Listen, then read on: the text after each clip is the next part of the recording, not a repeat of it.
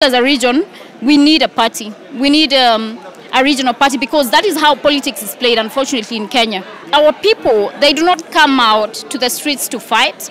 You will not see them throwing stones. You will not see them burning things. But when the way they receive you, they speak their hearts. I also had mud issues. Like I was told, don't step on the carpet. So I told them, you know me, I'm used to walking barefoot. I grew up without shoes. So basically telling me not to step on the red carpet is not a thing for me. It's not something that you can bully me with. Kirinyaga Women Rep Njeri, Maina, good to see you. Thank you, good to see you too. Looking amazing. Yeah. We have to. In Kenya, mashida ni mingi, you have to look amazing at least, bana. How was the book launch? Amazing. And Martha Karua, for me, first of all, she's from Kirinyaga. She's someone that I grew up looking up to and listening to and watching, and I am so much biased when it comes to her. I just love her. I just adore her because she has set the pace for what female leadership can be and should be in this country. Coming from Kirinyaga as well, Martha Karua from Kirinyaga as well, was she an inspiration to your political journey? Oh yeah, she was, because I remember growing up, the women who were at the scene and in very powerful seats. Martha Karua was Minister for Justice at the time, and of course there was Kina Julio Jambo, Charity Ngilu, but Martha Karua was it for me. There's just a way that she carried herself, the way she was confident, the way she, just took up space. So growing up, I would watch her on TV, read about her in the papers, and of course, I got the chance to meet her in high school at Kabare Girls High School, where she'd come once in a while. So she's someone that I look up to, and I'm also very proud and humbled that up to this point she has really held my hand and supported me as a young woman in politics, and just giving me a call. Things have been tough, right? And just telling me that you have to take a stand, you have to stand for something, even when it's hard, even when it's rough, even when you're afraid, you really have to stand for something. Okay, I believe Martha Karua has inspired so many female leaders from Kirinyaga as well. Today we are here to witness against the Tide launch by Martha Karua. You've been looking forward for this launch? Oh yeah, I cannot wait to read the book. I cannot imagine, because she's told me some of the stories, when we have tea or dinner, and now I can't wait to read the book. I know it's going to be such a ride. It's going to be amazing. It's going to be fulfilling, and for me it's going to be a learning curve, because she says that you don't have to learn by yourself. If she has gone through something and I can learn it from her, then I don't have to go through the same uncomfortable experience for me to get to where I should be. A quick one. Since we're talking about books, if your life was a book, title ingekuwa gani? Unapologetic. That would be it. Period. Mm-hmm. Why? Period. Because I take a stand, and I am extremely unapologetic about the stand I take, because I feel like we are here to live. We are here to just exert and leave our mark. So what are you doing if you cannot stand for something? Yeah. Tupige siasa kidogo, sio?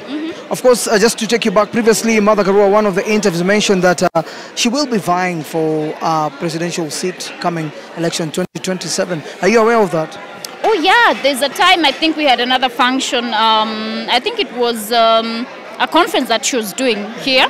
And as a person who supports women, and I do not only support women, I support women who are worth backing. Martha Karua would definitely be a candidate to back, because she's earned it. She has proven that she is a leader who can lead Kenya to the next place that it needs to be in. Wishing her all the best. Now, yesterday, head of the state, Rift Valley, Mount Kenya leaders were at Embu. You were there, I believe so. But so many, events turn around. Kenyans were divided. We see the reception of, former Deputy President Rigathi Gachagua entering and leaving. At times when he was mentioned, we could see the ground is not shaken. What can you say about yesterday event at Embu? I think what I can say is that, first of all, I also had mud issues. Like I was told, don't step on the carpet. So I told them, me, I'm used to walking barefoot. I grew up without shoes. So basically telling me not to step on the red carpet is not a thing for me. It's not something that you can bully me with. And that was just off the cuff remark, just a joke. What I can say is that our people, they do not come out to the streets to fight. You will not see them throwing stones. You will not see them burning things. But when the way they receive you, they speak their hearts. And Embu spoke for Mount Kenya. And there's no Mount Kenya East or West or whatever it is that, you know, the people who were planning politics of succession in 2027 were trying to do to divide Mount Kenya votes. The mountain is united. The mountain has spoken solidly, and it has said that it is tired and it is hurt by what the Kenya Kwanza government, which is a government that I am in, is doing things, and how they're, you know, just the major issues like healthcare, education. I have been talking to a couple of university students. The funding model is a mess. A lot of students, they have not received any monies. They're supposed to sit exams. Lecturers have been on strike since I don't know when. You know, SHA and SHIF is not working. People don't even know. You know, we're just in a mess, and we promised people that we will deliver the plan. And this is no longer the plan. And if it is the plan, I don't know which plan, because this is not the plan that the Kenya Kwanza government promised the people of Kenya. There's an incident whereby it shocked so many Kenyans. Former Deputy President was sitting with a Mwananchi, ordinary Mwananchi. Was that a fair treatment? Was this the best option maybe they could give him? I think it's, our politics are very volatile, you know. And I think also, from a personal perspective, he's been really hurt. You know, he's someone who invested in this government. He's someone who put his money, his time, his energy. And just the way he was treated and kicked out of government and ceremoniously, it shows a lot of deceit. And I think even from yesterday, you know, where he sat, we saw him getting in, he had muddy shoes, there was no red carpet for him. I mean, really, I think power is transcend. So, and it's good that I learned from him to take it easy, because we will not be in this seat forever. So that is also a learning point for the people who are in power right now, that these seats, you will not be in them forever. So please, when you're there, just be kind, you know, be considerate. If people have supported you, just return that kindness, because at the end of the day, you will be former at some point. And it is the fact of the matter. Yes. Kuna ile moment ambayo Wakenya wameizungumzia sana. Tuliona former President Uhuru Kenyatta akisalimiana na His Excellency William Samoei Ruto as well. Tuliona pia Deputy President Kithure Kindiki akisalimiana na former President Uhuru Kenyatta. Kuna watu ambao wanasema maybe imefanywa tu kwa PR. Kuna watu ambao wamesema it's for the public, for the Kenyans to see that, you know, they're working together. As a leader, kwako umeiona vipi? I think it would have been very rude for the former president to just sit near Professor Kithure Kindiki and the president and fail to greet them. You know, I mean, even when I get into any function and I meet people who are sat next to me, the first thing I do is I say hello to them. So Kenyans should not read so much into that. Uhuru Kenyatta is said he's a long-term friend of the bishop.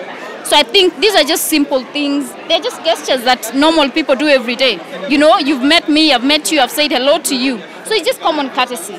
Nothing much should be read into that.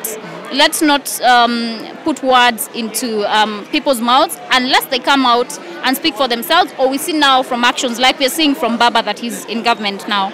All right, lastly, as we wind up this, there's been a rise of femicide, abduction in the country. Thank you for asking that, because I'm actually supposed to be issuing my statement on Tuesday in regard to that. And I feel that our security agencies are failing Kenyans. They're failing young women, they're failing our mothers, they're failing our youths, young men, because the legislation is there in place. But then you find this is a third time, second time offender who managed to get away in the first instance, because you know, they take these things so casually. You go to report a GBV matter at the police station, they take it as if it's, you know, it is a norm. We've normalized abductions, we've normalized GBV issues, and we should rethink the way forward as a nation, because I believe the president at this point should be speaking at the matter as a national crisis that requires and demands attention.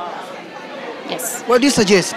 Given a chance today to advise His Excellency and the head of security in the country? I think what I would say is that we have a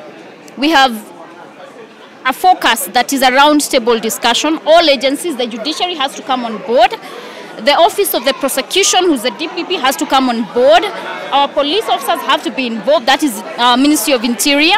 And also, as leaders at the local grassroots level, we have to be involved. So I think this is something that one entity cannot do by themselves. So what I would advise the president is right now, if I were him, I'd be forming a task force to have a roundtable discussion on the way forward, because this is a national crisis. National crisis. Thank you so much for your time. Did you saw Ahmed Nasser's tweet?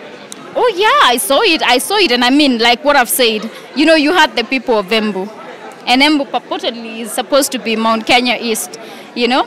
So, and like I've said, our people, they do not go to the streets, but when they love you, you will hear it from them. When they are done with you, you will hear their silence. And even silence is loud. It speaks louder than words.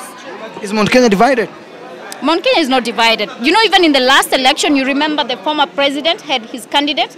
The people of Mount Kenya, for a very peculiar reason, and I think because of the past experiences during the Matiba, Kibaki time, you know, and Moi, that time when they managed to divide the votes, I think they've learned, even when leaders are divided, the people of Mount Kenya vote solidly as a bloc. And I know they will be voting that in the direction we'll be taking in 2027. Which direction? No, I have just said in the direction we'll be taking. So I think... You mean there'll be a new political party? We wait and see. You know, we wait and see, because I feel as a region, we need a party. We need a regional party, because that is how politics is played, unfortunately, in Kenya. And you see, even in the oldest democracies like the US, you have democratic strongholds, you have Republican strongholds. So it is a tenet of democracy, and it is a tenet of politics. So we cannot shy away from the fact Mount Kenya has learned hard lessons from the impeachment of Rigathi Gachagua. We definitely will be having a party for the region.